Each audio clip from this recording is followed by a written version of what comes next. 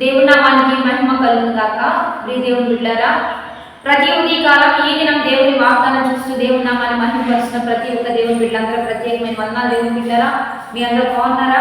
ప్రతి ఉదయకాలం వస్తున్న వాగ్దానాలు చూస్తూ దేవుని నామాన్ని మహిమపరుస్తూ ఉన్నారా దేవుని బిడ్డలారా? మరి ఈ దినం దేవుడు మనకి ఏ వాగ్దానం ఇస్తున్నాడు చూద్దాం. పరిశుద్ధ లేఖన గ్రంథంలో వచ్చి యెషయా గ్రంథం 61వ అధ్యాయం 7వ వచనం చదువుకుందాం. మీ అవమానాలకు ప్రతిగా రెట్టింపు ఘనతలు నిందకు ప్రతిగా తాము పొందిన భాగం అనుభవించి వారు సంతోషించురు. వారు తమ దేశంలో రెట్టింపు భాగమునకు కర్తలగుదురు. నిత్యానందము వారికి కలుగును. ఈరోజు దేవుడిస్తున్న గొప్ప వాగ్దానం, ఆశీర్వాదకరమైన మంచి భవిష్యత్తు ఈరోజు దేవుడు మనకి ఇస్తున్నాడు.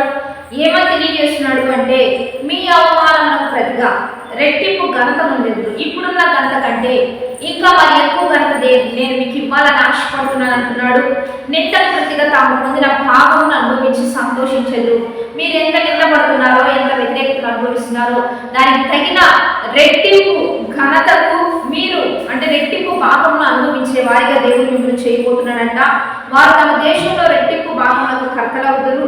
నిత్యానందము వారికి కలుగును. మీ దేశంలో మీరు రెట్టింపు భాగములకు కర్త అయ్యే విధముగా దేవుడు మిమ్మల్ని చేసి నిత్యానందము మీ తల మీద ఉంచే విధంగా దేవుడు మీకు సహాయం చేయబోతున్నాడు. కాబట్టి శోధనలు, వ్యతిరేకతలు, నిందలు, అవమానాలు ఇవన్నీ కూడా మన ఘనత కొరకే, ఆశీర్వాదం కొరకే, రెట్టింపు భాగం అనుభవించడం కొరకే కనుక ప్రతి పరీక్షలో, ప్రతి పరిశోధనలో, ప్రతి వాటిలో నిలబడదాం. మరి విజయవంతమైన గొప్ప జీవితాన్ని జీవిస్తూ మంచి భక్తులుగా, మంచి మరి దేవుణ్ణి మర్చిపోక, అవసరాలను వాడుకోక, ఎప్పుడు దేవుడితో కలిసి నడిచే మంచి వారిగా మనం ముందుకు వెళ్దాం. లోకంలో పడే ప్రయాసం లేదు దేవుని బిడ్డలారా.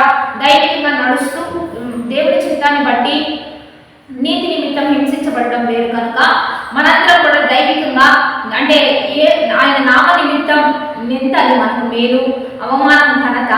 కాబట్టి ఎంత మనం నష్టపోయామో అంతగా దేవుడు సమకూర్చి హెచ్చించి గొప్ప చేయబోతుండగా వాగ్దానం బట్టి ధైర్యం తెచ్చుకోండి.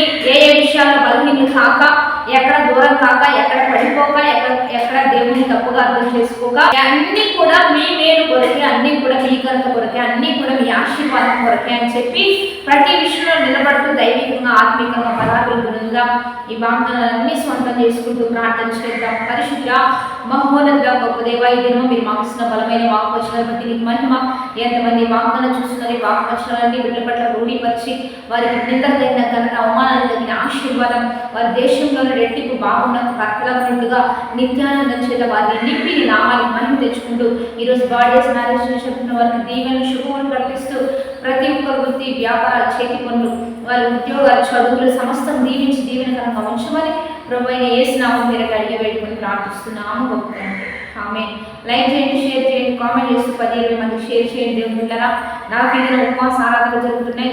మీరందరూ కలుసుకోవచ్చు. ప్యార్లీ పట్టణంలో జేపీఎం మినిస్ట్రీస్ యొక్క చర్చి ప్రాంగణంలో ఈ ఆరాధనలన్నీ జరిగించబడుతున్నాయి. ఈరోజు ప్రత్యేకంగా 24వ ఉపవాస ఆరాధన.